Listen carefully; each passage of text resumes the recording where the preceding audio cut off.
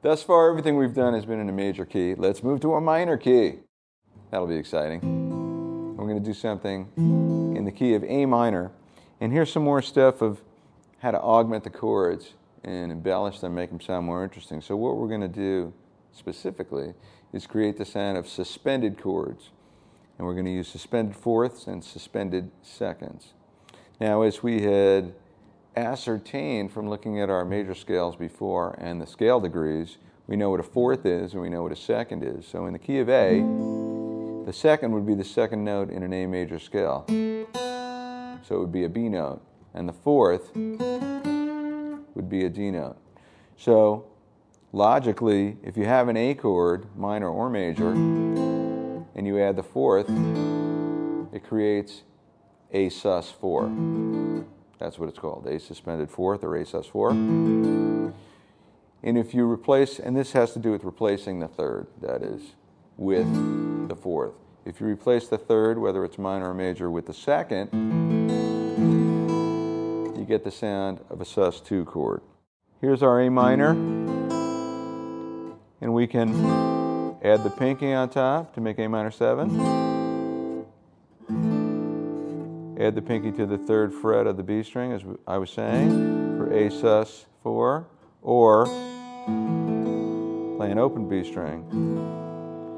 For E minor, you can do the same thing. Pinky on top, pinky on the B string, or pinky on second fret of the G string to create E sus4, which is the chord you hear at the beginning of Behind Blue Eyes on acoustic guitar by The Who. Then when you get to G, we can add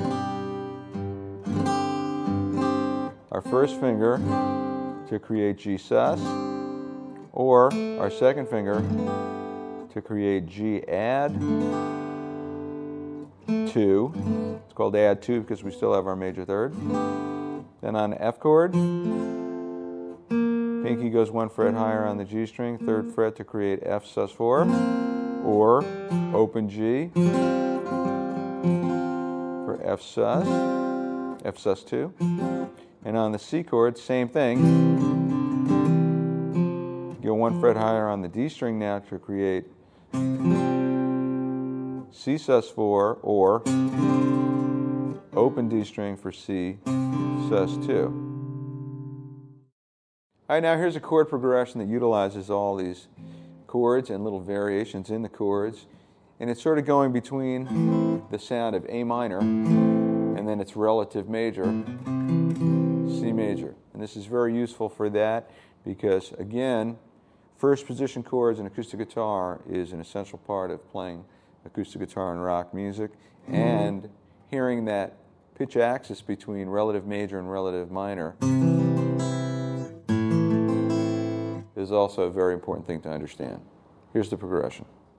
1, 2, 3, and...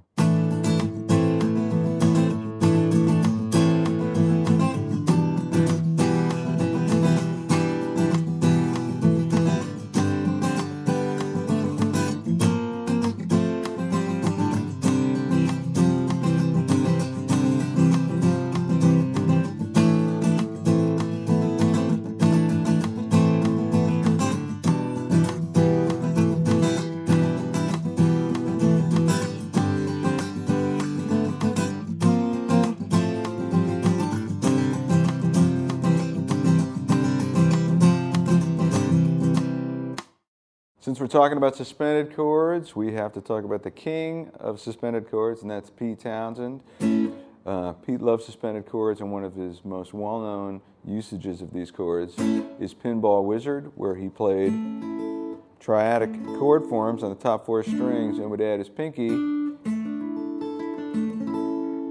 to switch from a sus4 back to a major triad chord, and then he used his thumb to play the root notes on the bottom.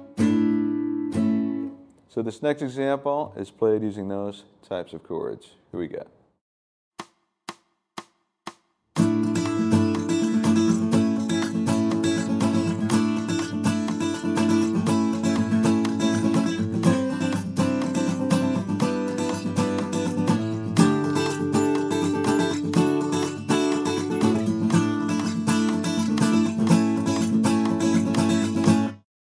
All right, so we've been augmenting these chords by adding stuff to the top of the chords, mostly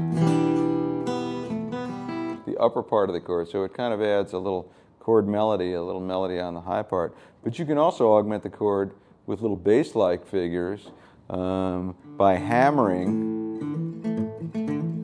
And you combine that with a little palm muting. And you hear this kind of stuff in country rock and in bluegrass. And you also hear this sort of thing in songs like Rocky Raccoon by the Beatles. Now let's take this concept and move it into straight major chords and seventh chords. And what you're going to end up with, if you increase the tempo, is basically a rhythm part that sounds like early rock and roll and rockabilly, like you would hear Elvis Presley do, and songs like That's All Right, Mama. Here it is. 1, 2, 3, and...